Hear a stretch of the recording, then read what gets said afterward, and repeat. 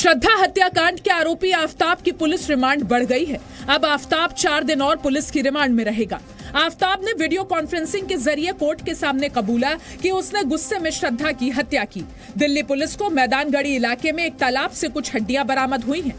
वहीं श्रद्धा murder case में Delhi police सच्चाई की तह तक जाने के लिए नार्को और पॉलीग्राफ टेस्ट भी जल्द कराए जाने की उम्मीद कर रही है। साथ ही श्रद्धा मर्डर केस में अगले 100 घंटे पुलिस के लिए अहम होंगे। 100 से ज्यादा पुलिस वाले इस मामले से जुड़े सवालों के जवाब तलाशेंगे। वहीं इस मामले की सीबीआई जांच की याचिका पर आज दिल्ली हाईकोर्ट में सुनवाई होगी।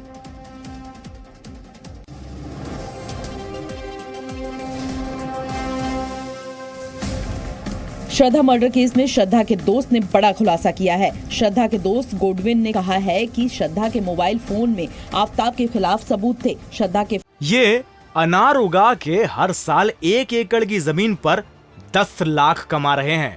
उनसे सीखना है तो फ्रीडम ऐप को अभी डाउनलोड कीजिए। फोन में कुछ ऐसे वीडियोस थे जिन्हें वक्त आने पर श्रद्धा इस्तेमाल करके खुद को बचा सकती थी। श्रद्धा के दोस्त गॉडविन ने जी न्यूज से खास बातचीत में कई राज खोले हैं।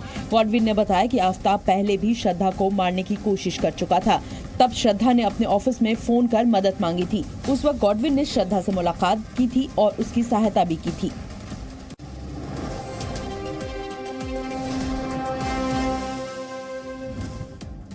तिहाड़ जेल में दिल्ली सरकार के मंत्री सत्येंद्र जैन को मसाज के मामले में बड़ा खुलासा हुआ है। तिहाड़ जेल के सूत्रों के मुताबिक एक व्यक्ति जो सत्येंद्र जैन की मसाज कर रहा है वो दरअसल रेप के आरोप में जेल में बंद है। उसके खिलाफ रेप पॉक्सो एक्ट में केस चल रहा है और वो कोई फिजियोथेरेपिस्ट नहीं है। आम आदमी पार्टी ने इस मामले पर ये कहा था कि सत्येंद्र जैन बीमार हैं और वो फिजियोथेरेपी करा रहे हैं। इस मामले पर बीजेपी ने सत्येंद्र जैन को बर्खास्त करने की मांग की है। साथ ही ये भी कहा है कि आम आदमी पार्टी को माफी मांगनी चाहिए।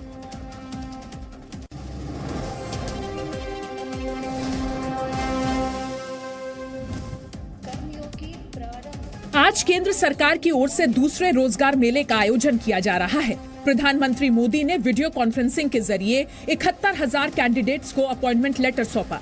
इस मौके पर प्रधानमंत्री मोदी ने इन कैंडिडेट्स को भी संबोधित किया।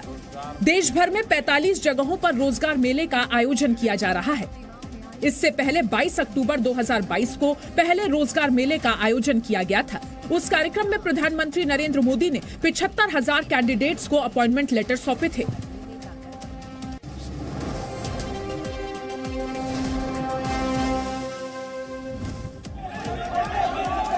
दिल्ली में एमसीडी चुनाव को लेकर आप में घमासान बढ़ गया है। आम आदमी पार्टी कार्यकर्ताओं ने एक मीटिंग के दौरान विधायक गुलाब सिंह की पिटाई कर दी। इस घटना का वीडियो सामने आया है। दरअसल विधायक गुलाब सिंह अपने कार्यकर्ताओं के साथ सोमवार शाम को मीटिंग कर रहे थे। तभी किसी बात पर विवाद शुरू हो गया और विवाद के चलते कार्यकर्ताओं ने एमएलए को पीटना शुरू कर दिया। हालात ऐसे हो गए कि विधायक गुलाब सिंह को मीटिंग छोड़कर भागना पड़ा। बताया जा रहा है कि आम आदमी पार्टी के कार्यकर्ता टिकट बंटवारे में गड़बड़ी से नाराज थे।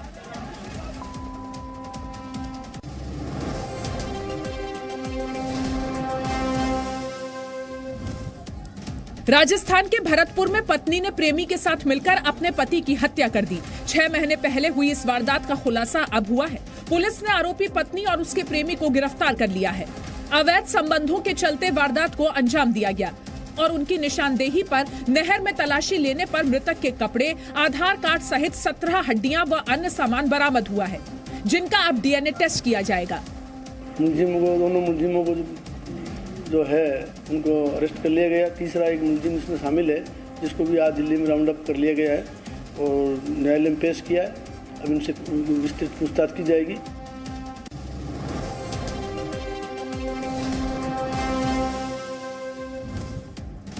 जम्मू कश्मीर में बीएसएफ के जवानों ने एक बार फिर घुसपैठ की साजिश को नाकाम किया है। जम्मू कश्मीर के अरनिया सेक्टर में एक आतंकी मारा गया है। यह आतंकी सोमवार देर रात पाकिस्तान से भारतीय सीमा में घुसपैठ करने की कोशिश कर रहा था। इस इलाके में पहले भी पाकिस्तान की तरफ से कई बार घुसपैठ की कोशिश की जा चुकी है। वहीं जम्मू कश्मीर के रामगढ़ सेक्टर में भी बीएसएफ के जवानों ने कुछ घुसपैठियों को पकड़ लिया है और उनसे पूछताछ कर रही है।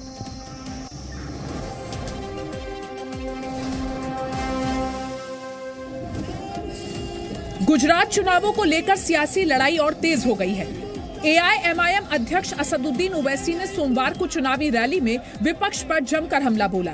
अहमदाबाद के दरियाबाद में एक रैली के दौरान ओवैसी ने टोपी के जरिए बीजेपी पर मुस्लिम विरोधी होने का आरोप लगाया। ओवैसी ने पीएम मोदी पर निशाना साधते हुए कहा कि बीजेपी सबका साथ सबका विकास की बात करती है, लेकिन उसके उम्मीदवारों की लिस्ट में एक भी टोपी वाला नहीं है। साथ ही ओवैसी ने कांग्रेस पर बीजेपी से मिलीभगत करने का आरोप लगा दिया।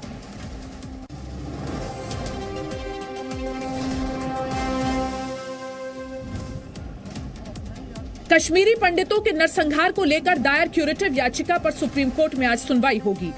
वर्ष 2017 में इसी मामले में सुप्रीम कोर्ट ने याचिका को ये कहकर खारिज कर दिया था कि इसको लेकर बहुत देर हो गई है। अब क्यूरेटिव याचिका में सिख विरोधी दंगों की जांच का हवाला देकर कहा गया है कि इंसानियत के खिलाफ नरसंहार जैसे मामलों में कोई समय सीमा का नियम लागू नहीं होता। आपको बता दें कि क्यूरेटिव याचिका पर विचार जज अपने चैम्बर में करते हैं। बेहद कम मामलों में ही ओपन कोर्ट में सुनवाई की इजाजत मिली है।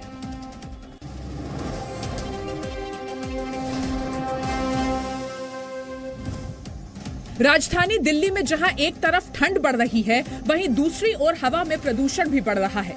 आज दिल्ली में औसतन AQI 312 दर्ज किया गया।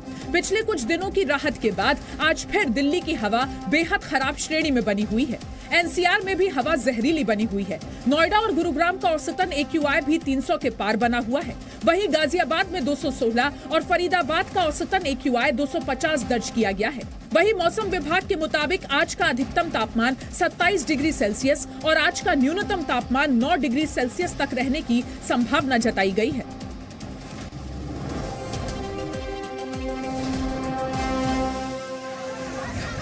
इंडोनेशिया के मुख्य द्वीप जावा में सोमवार को आए भूकंप की वजह से 162 लोगों की मौत हो गई, जबकि 700 से ज्यादा लोग घायल हो गए।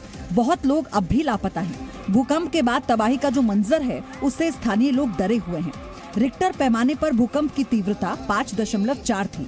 भूकंप का केंद्र इंडोनेशिया की राजधानी जकार्ता से करीब 75 किलोमीटर दक्षिण पूर्व में पहाड़ी पश्चिम जावा में सियानजुर शहर के पास मौजूद था। इंडोनेशिया में आए भूकंप में 2000 से ज्यादा घर क्षतिग्रस्त हुए हैं। साथ ही 5300 से ज्यादा लोग विस्थापित हुए हैं। भूकंप की वजह से पूरे इलाके में बिजली गुल हो गई। संचार के दूसरे साधन भी बुरी तरह से प्रभावित हुए हैं। इलाके में लैंडस्लाइड होने की वजह से लोगों को निकालने में परेशानी आ रही है। अस्पताल भूकंप पीड़ितों से भरे पड़े हैं, लिहाजा अस्पताल की पार्किंग में भी सैकड़ों पीड़ितों का इलाज किया जा रहा है। कुछ लोगों का इलाज आपातकालीन टेंट के नीचे भी किया जा रहा है। ये अनार उगा के हर साल 1 एकड़ की जमीन पर 10 लाख कमा रहे हैं। उनसे सीखना है तो फ्रीडम ऐप को अभी डाउनलोड कीजिए।